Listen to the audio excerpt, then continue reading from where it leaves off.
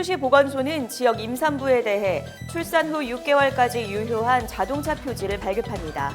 이는 청주시 임산부 전용 주차구역 설치 및 운영에 관한 조례에 따라 시행됩니다. 청주시가 올해 장애인 복지 분야에 지난해보다 19.8% 늘어난 1,137억 원을 투입합니다. 고민정 청와대 대변인과 유송화 춘추관장이 총선 출마 공직자 사퇴 시한을 하루 앞둔 지난 15일 사퇴했습니다. 두 사람은 모두 총선에 출마할 것으로 알려졌습니다. 미국과 중국이 현지 시간 15일 1단계 무역 합의에 최종 서명했습니다. 국세청의 연말정산 간소화 서비스가 개통되면서 본격적으로 근로소득자들의 2019년도 연말정산 작업이 시작됐습니다. 자세한 소식은 잠시 후 뉴스에서 전해드리겠습니다. 안녕하십니까? 신동아 방송 충북뉴스 이솜입니다. 청주시 보건소는 지역 임산부에 대해 출산 후 6개월까지 유효한 자동차 표지를 발급하고 있다고 지난 13일 밝혔습니다. 이는 청주시 임산부 전용 주차구역 설치 및 운영에 관한 조례에 따라 시행됩니다.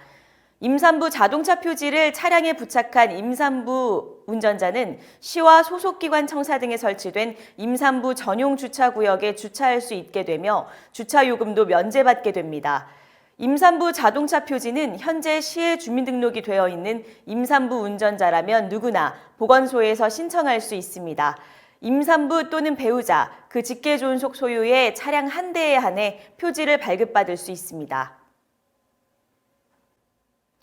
청주시가 올해 장애인 복지 분야에 지난해보다 19.8% 늘어난 1,137억 원을 투입합니다. 시에 따르면 장애인 활동 지원 사업, 장애인 연금, 장애인 일자리 사업, 기타 복지 증진 사업 등의 예산을 각각 편성했습니다. 특히 장애인 자립을 위해 311명에게 맞춤형 일자리를 지원할 계획입니다. 또 지난해 실시한 성인 발달장애인 주간활동 서비스와 청소년 방과 후 돌봄 사업 대상자도 220명으로 확대 시행할 예정입니다. 성인과 여성장애인을 위한 문화예술, 직업능력, 인문교양 등 장애인 맞춤형 평생교육도 제공됩니다.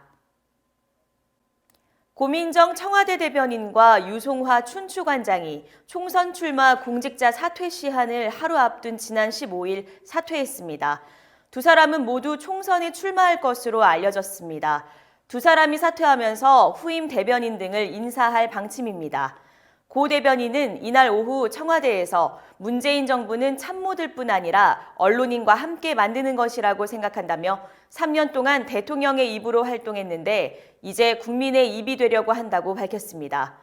유 관장은 문재인 정부는 나라다운 나라를 만드는 것을 첫 임무로 출범했다며 사람을 귀중하게 여기는 정치, 이웃에 힘을 주는 정치를 하고 싶다고 전했습니다. 고 대변인의 출마 지역은 아직 결정되지 않았지만 경기 고양, 서울 광진을, 경기 의정부을 등이 거론되면서 당분간 고 대변인의 출마 지역을 놓고 이목이 쏠릴 것으로 보입니다. 한편 고 대변인과 함께 청와대를 떠나는 유 관장은 서울 노원구에서 출마할 가능성에 무게가 실리고 있습니다. 미국과 중국이 현지 시간 15일 1단계 무역 합의에 최종 서명했습니다. 도널드 트럼프 미 대통령은 이날 백악관에서 중국 측 무역협상 대표인 류허 중국 부총리와 1단계 무역 협의에 서명했습니다. 지난해 12월 13일 있었던 미중 공식 합의 발표 이후 약 한 달 만에 서명으로 합의를 마무리했습니다. 이번 합의는 사실상 전면적인 무역전쟁을 벌이던 미중 간의 첫 합의이며 일종의 휴전을 통해 추가 확전을 막았다는 점에서도 의미가 있습니다. 중국은 농산물을 포함해 미국산 제품을 대규모로 구매하고 미국은 당초 계획했던 대중 추가 관세를 철회하는 동시에 기존 일부 제품에 대한 관세율을 낮추는 것이 합의의 주요 내용으로 전해졌습니다. 트럼프 대통령은 또 중국과의 2단계 무역 협상이 마무리되면 미중 무역 전쟁 과정에서 부과한 대중 관세를 즉시 제거하겠다고 밝혔습니다.